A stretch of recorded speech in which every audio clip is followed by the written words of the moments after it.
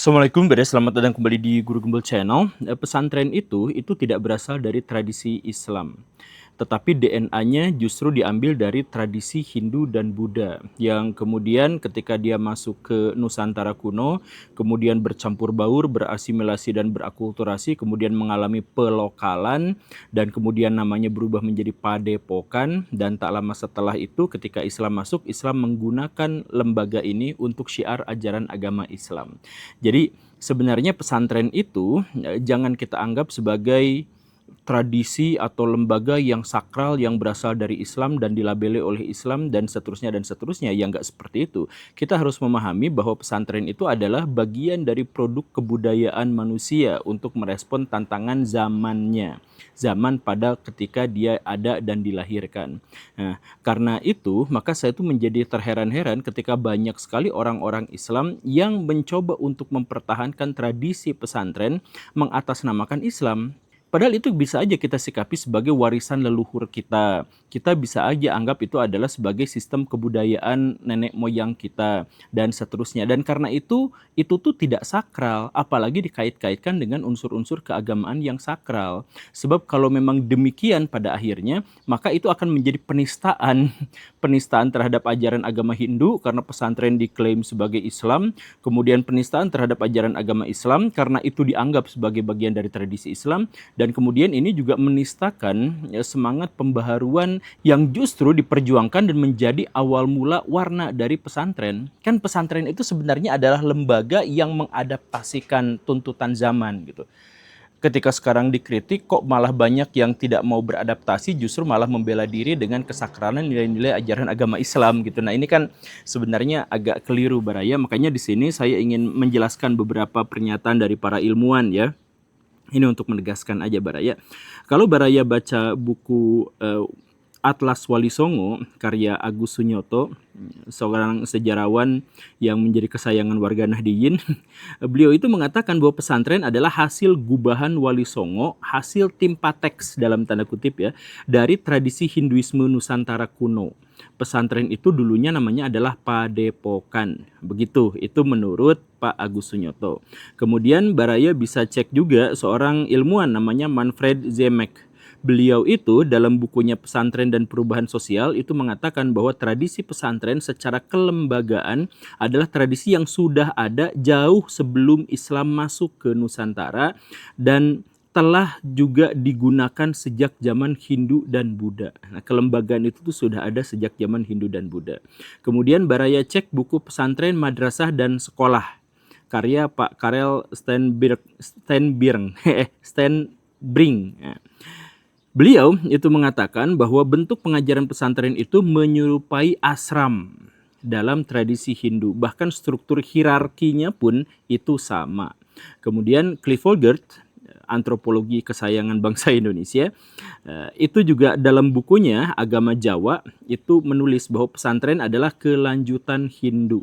Maksudnya adalah dia hasil akulturasi dari berlapis-lapis tradisi Hindu dan Islam yang menyatu menjadi sebuah kelembagaan. Jadi setelah dilokalkan oleh orang-orang lokal Nusantara gitu ya.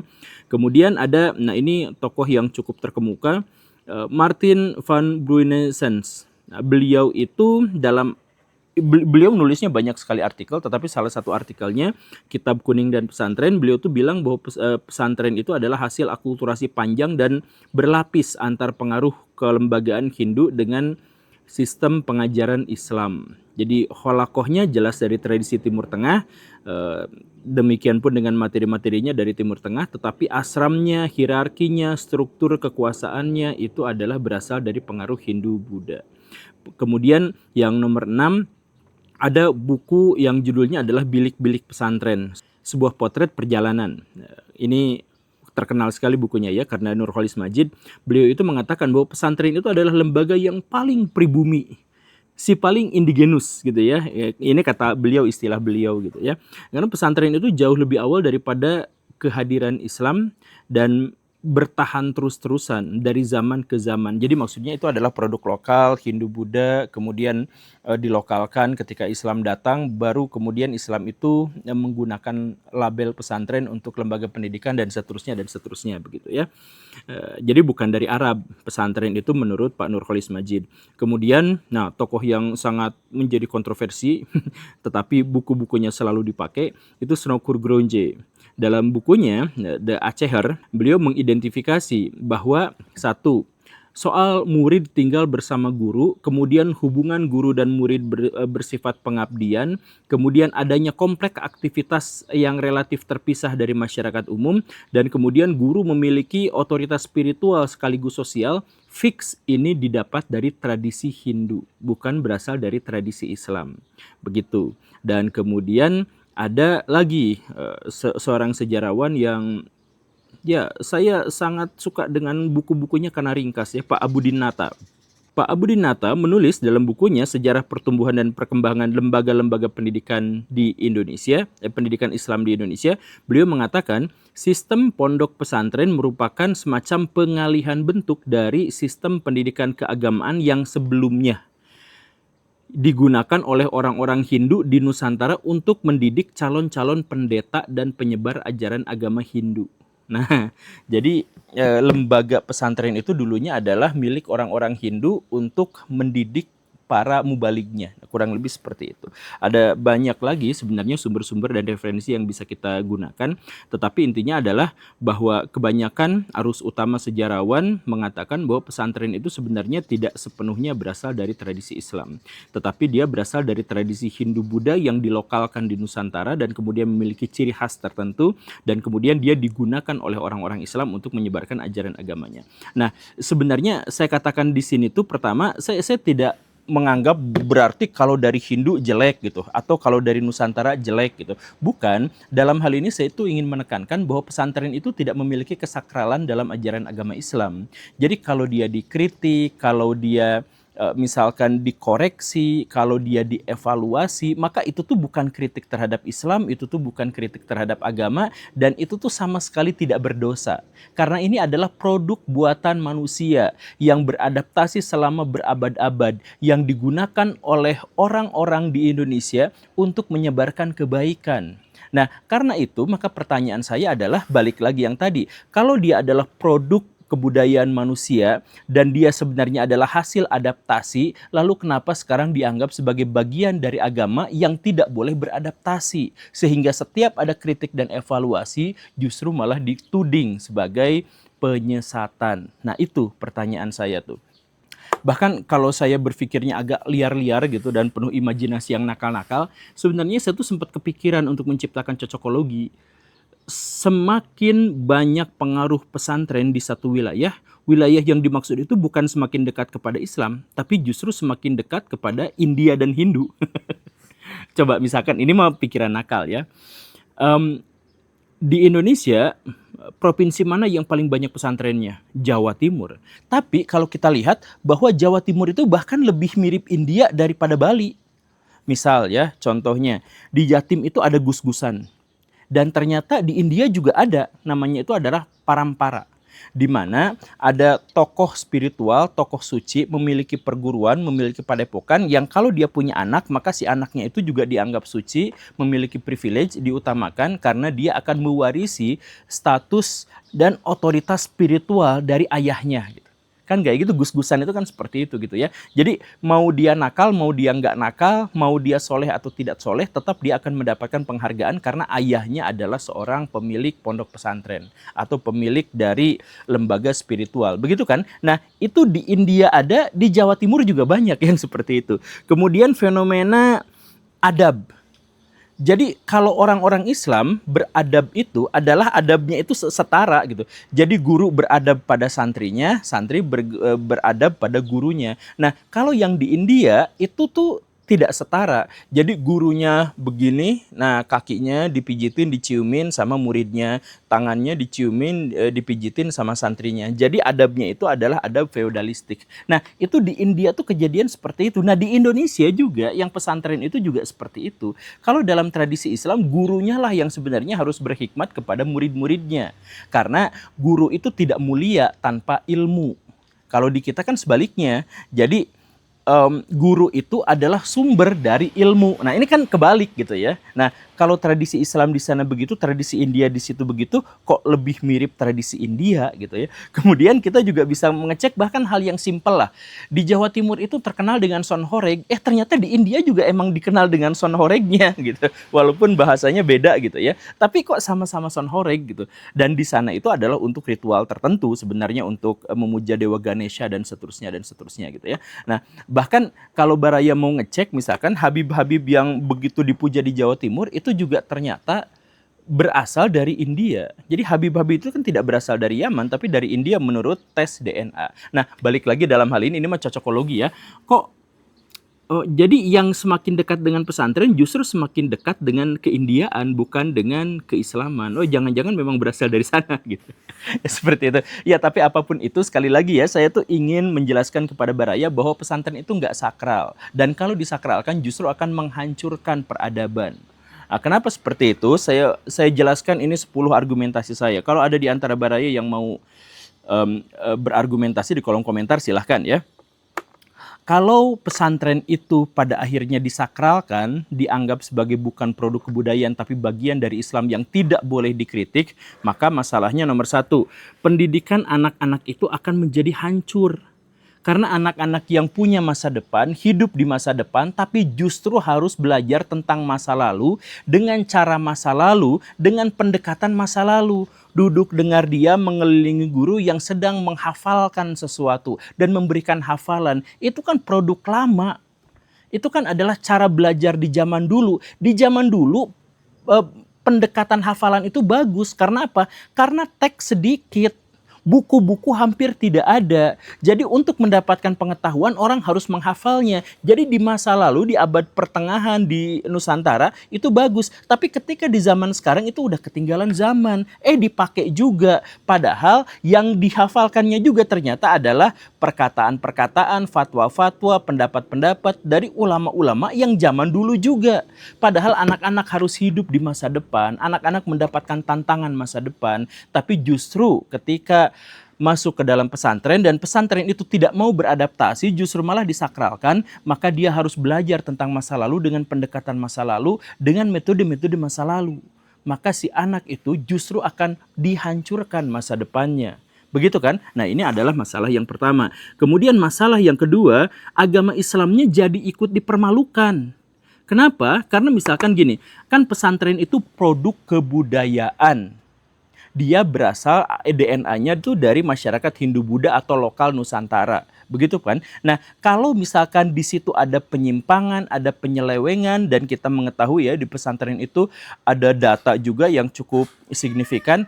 Ada kasus pencabulan, ada kasus penyimpangan seksual, ada kasus kemalingan, kriminalitas, pembulian, dan sebagainya. Nah, kalau mereka benar-benar bisa beradaptasi, mereka akan akui itu, kemudian mengubah sistemnya atau menciptakan sistem pengawasan tertentu, begitu kan?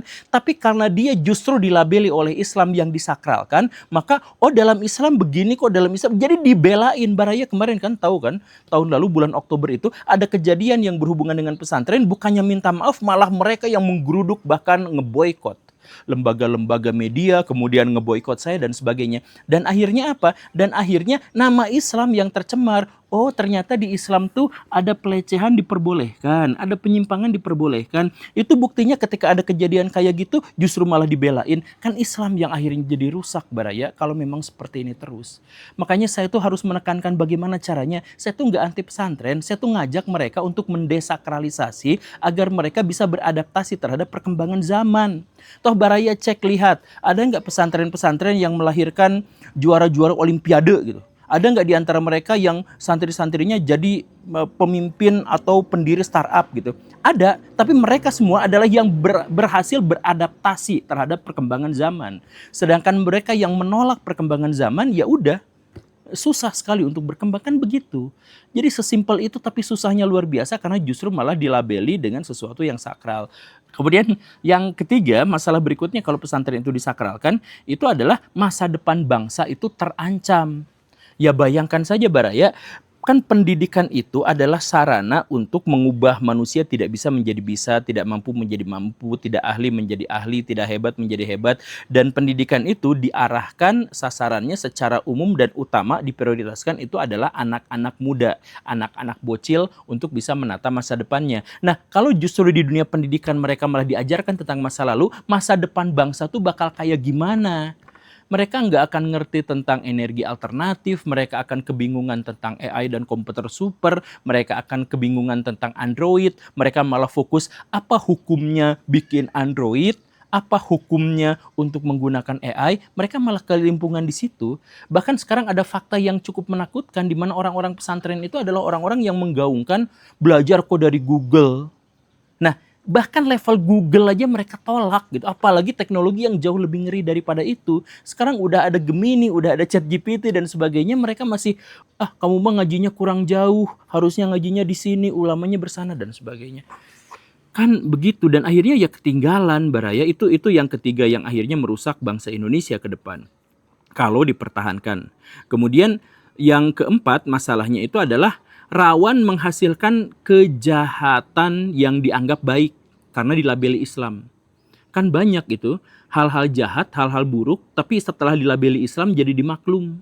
Kemarin ada kiai di Jember melecehkan santrinya. Ya, yang di Jember itu yang bikin itu YouTube itu ya sampai sekarang masih eksis, luar biasa sekali ya. Melecehkan santrinya, kemudian setelah digeruduk sama polisi, digeruduk sama ormas NU dan sebagainya, beliau mengatakannya apa? Oh, ini kami nikahnya nikah Daud. Nah, jadi ajaran Islam atau fikih dalam tradisi Islam itu dianggap sebagai cara untuk membenarkan kemaksiatannya, kejahatannya. Kemudian kemarin ada kiai di Pati, dia melecehkan, diduga sampai puluhan santri, bahkan ada yang hamil gitu ya. Kemudian ketika ditanya kenapa seperti itu, ini nikah hakikat. Jadi Islam dibawa-bawa dong. Jadi akhirnya sesuatu yang jahat, sesuatu yang buruk itu justru malah menurut mereka tuh jadi bagus gitu. Kemudian kita juga mengetahui ada seorang kiai terkemuka di Indonesia ya. Beliau tuh mengatakan bahwa menyogok itu bisa boleh kalau menuntut hak kita. Jadi namanya sogok hasanah. Mana ada sogokan hasanah, korupsi hasanah gitu ya. Nanti juga dan beliau juga kan termasuk yang membela nepotisme hasanah itu. Jadi hal-hal yang buruk yang merusak kemanusiaan, merusak demokrasi, merusak hukum dan sebagainya itu justru yang dilabeli sebagai Islam. Nah, kan bahaya kalau pesantren itu disakralkan karena ini bahkan yang jahat-jahat produk kebudayaan manusia juga dijadikan kesakralan gitu ya. Kemudian ada kejadian beli tasbih ini 100 juta ya karena ini ada khodam maungnya gitu ya. Nah, itu kan bawa-bawa label Islam. Itu kan penipuan. Baraya kan tahu kan tasbih yang harganya 20.000 dijual jadi 100 juta, 50 juta, 10 juta gitu ya. Karena bekas Habib, bekas Kiai, ada ludahnya dan sebagainya. Itu kan penipuan. Kemudian ada ini air liur Nabi, ini adalah rambut Nabi. Itu kan penipuan. Harusnya masuk dalam delik penipuan. Tapi justru karena itu bawa embel-embel agama, sakral, jadi nggak diapa-apain, ya dibiarkan aja seperti itu. Jadi agama hancur, hukum hancur, kemanusiaan hancur, itu gara-gara apa? Gara-gara produk buatan manusia disakralkan. Kemudian dampak yang kelima, dampak buruknya apa? Yaitu pesantren-pesantren, agamawan-agamawan, kiai, ustadz, habib, dan seterusnya, itu dijadikan sebagai alat politik. Setiap pemilu, setiap kampanye mereka didatangi, kemudian bikin transaksi. Nanti Bapak saya kasih 1 miliar rupiah setiap tahun sebagai hibah ya. Tapi nanti Bapak dan anak cucu Bapak dan santri-santrinya dan keluarga santri-santrinya itu nyoblos saya. Itu kan praktek umum sekarang tuh Baraya. Baraya ingat pemilu yang dulu-dulu itu ada Prabowo Subianto langsung pakai ulama-ulama yang melakukan istima gitu ya, ulama-ulama. Kemudian dilawan oleh Pak Jokowi yang langsung ketua umum PBNU-nya direkrut jadi wakilnya gitu. Nah, artinya apa? Artinya yaitu agama itu dijadikan alat politik. agama dijadikan alat kampanye. Jadi bayangkan sesuatu yang sesungguhnya sakral, sesuatu yang sesungguhnya benar-benar ilahiyah, itu dipakai untuk kepentingan-kepentingan penguasa dan kekuasaan. Sereceh itu, serendah itu.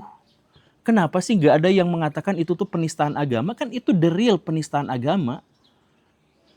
Kalau misalkan ulama-ulama itu heboh, sakti, luar biasa, baik, soleh, kekuatannya seperti gaban dan sebagainya, ya dia yang nyalon, bukan yang dia menawar-nawarkan transaksi. Kan begitu. Itu masalah berikutnya ya, masalah kelima. Kemudian masalah keenam yang akan muncul kalau pesantren terus-menerus tidak mau beradaptasi dan justru malah disakralkan, maka munculnya tanda kiamat, di mana guru yang asli itu hilang digantikan sama guru-guru palsu, ulama-ulama su. Kan kalau ulama yang asli itu bahkan nggak mau nyebut dirinya ulama. Ulama yang asli itu tidak mau dicium kakinya dan tangannya. Mereka tuh nggak mau berlebihan. Bahkan mereka sendiri juga tidak tahu apakah dirinya tuh ulama atau bukan. Mereka hanya mengabdi kepada Tuhan dengan sebaik-baiknya, dengan setaat-taatnya, dengan sesoleh-solehnya. Begitu kan? Nah, tapi karena seperti itu, maka mereka tidak akan memimpin pesantren, tidak akan memimpin pengajian, karena pengajian isinya cium tangan semua dan pengkultusan terhadap individu. Jadi orang-orang ulama yang asli yang tidak mau dikultuskan tergeser oleh ulama-ulama palsu yang ingin pengkultusan. Itu kejadian kan sekarang? Ya, kejadian sekarang. Makanya ayolah beradaptasi gitu, berkembang dengan sesuai dengan perkembangan zaman gitu. Kemudian masalah ketujuh yang sangat bermasalah yaitu apa? Berkembangnya logika mistika. Dan inilah yang menghancurkan masyarakat. Karena apa? Anda mau kaya, wirid 120 triliun kilometer persegi setiap subuh-subuh menjelang asar di hari Rabu ketika matahari condong ke arah utara. Misalkan begitu, saya mau kaya gimana? Oh, datang ke makam Habib Anu karena makam itu tuh bisa mengabulkan semua hajat. Oh, gimana caranya supaya saya dapat istri yang itu tuh? Oh, kamu lafalkan saja seperti di kitab Samsul Ma'arif itu ya. Lafalkan saja ini sekian kali nanti kamu akan dapat perempuan yang kamu inginkan. Itu kacau luar biasa, itu rusak. Itu menjauhkan masyarakat dari hukum alam yang paling mendasar, kausalitas. Mereka merusak dan menjauhkan itu. Ya udah masyarakat tuh pada akhirnya jadi miskin selama-lamanya gitu. Karena saya miskin, gimana caranya supaya kaya? Ya harusnya kerja cerdas, harusnya berpengetahuan atas bisnis, harusnya tahu manajemen keuangan. Ayo belajar di situ. Tapi mereka justru malah ditawarkan, nanti kamu deket aja sama ulama itu, dah pasti nanti kecipratan sama berkahnya. Dah ulama itu tuh udah langitan. Nah, kan kayak gitu, rusak akhirnya bara ya. Nah, itu ya. Kemudian yang ke-8, kerusakan akibat pensakralan pesantren itu adalah kesenjangan ekonomi yang melebar. Kan pesantren itu lahir dari di zaman feodal di Nusantara kuno di sekitar tahun 1500-an gitu ya. Sekitar segitu, atau sebenarnya ya embrionya jauh lebih awal daripada itu gitu. Nah, pada waktu itu tuh zamannya feodal. Ketika zaman berubah, ya seharusnya feodalismenya juga berubah. Tapi karena pesantren disakralkan, jadi apa yang terjadi di masa lalu ya dipertahankan sampai sekarang mengatasnamakan agama. Jadi akhirnya apa? Kiai-kiai kaya makin kaya, dapat bantuan dari partai politik, dapat bantuan dari orang tua santri, dapat donasi dari berbagai pengusaha dan sebagainya, sedangkan santrinya ya gini-gini aja gitu ya, dan seterusnya. Bahkan banyak santri-santri yang dieksploitasi untuk ngemis-ngemis di YouTube, untuk ke kotak sodako keliling-keliling kampung pakai mobil carry yang jelek, ini untuk pondok pesantren kami. Bayangkan baraya, agama Islam, lembaga Islam disimbolkan, direpresentasikan dengan para pengemis itu. Kesenjangannya makin tinggi, kiai-kiai makin lama makin kaya, sedangkan santrinya dipaksa untuk menjadi miskin dan dieksploitasi. Begitu kan? Nah, yang begitu ya kan tidak semua pesantren begitu ya, memang tidak semua. Makanya saya tawarkan yang beradaptasi itu bagus, tapi yang tidak beradaptasi ya harus kita kritik sama-sama. Kemudian yang ke-9 yang menjadi bahaya kalau pesantren itu diistimewakan dan disakralkan itu adalah rakyat jadi susah maju. Rakyat tidak produktif.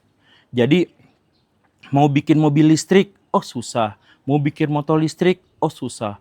Mau bikin satelit, oh susah. Karena apa? Karena anak-anaknya belajarnya bukan soal itu, tetapi belajar tentang hafalan masa lalu. Karena tidak produktif, maka ekonomi sebuah bangsa terpaksa harus bersumber dari impor dan utang, serta pajak dan pungli.